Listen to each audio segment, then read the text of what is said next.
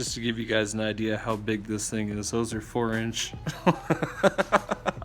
Those are my feet, which are 13s. I mean, yeah, it's I gotta fix that, but otherwise, savage, super savage. I can't believe it.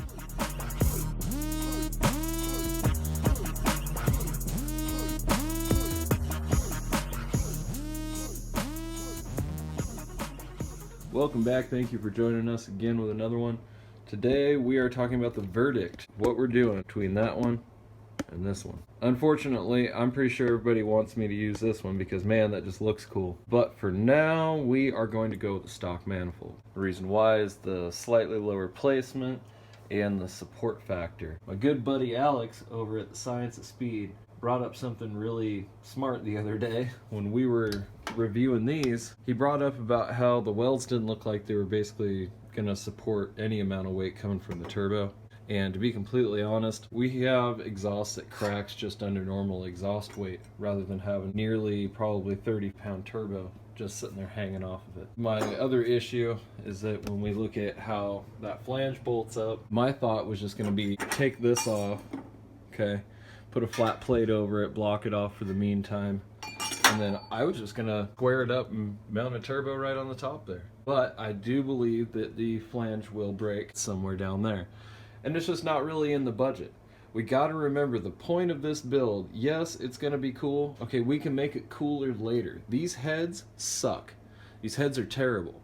But this is what you were going to get when you bought the motor stock. The intake manifold, terrible. But again, it's stock.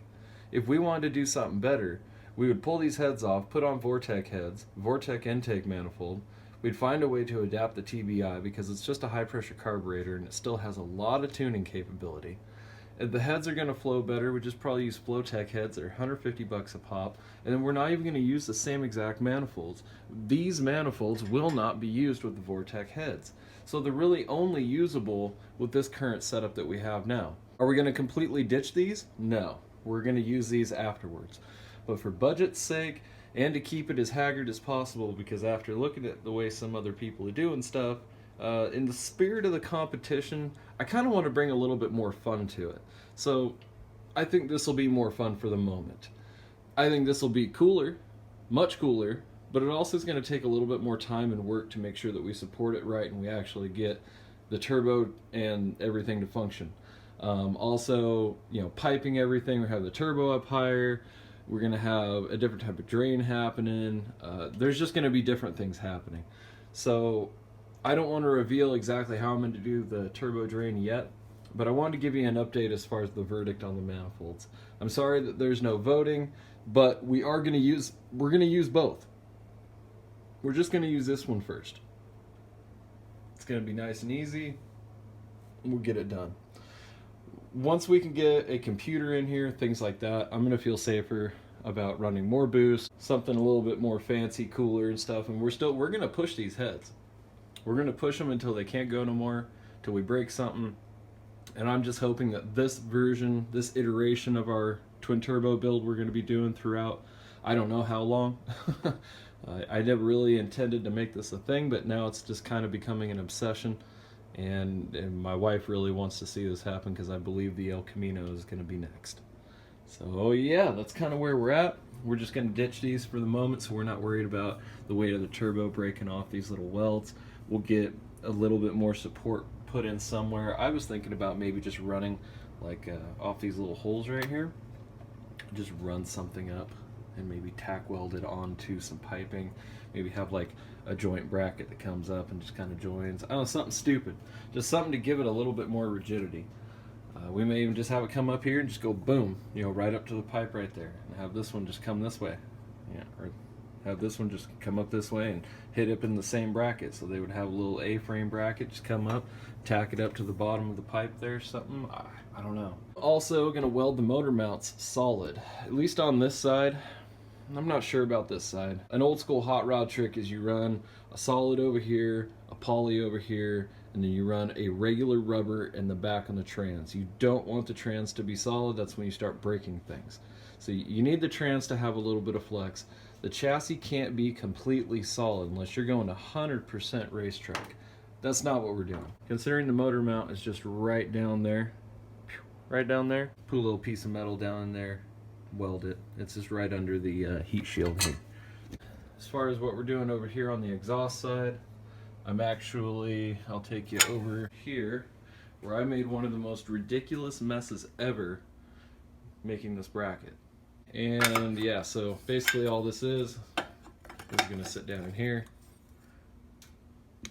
See, it fits perfectly, and I'm just gonna weld the holy crap out of it.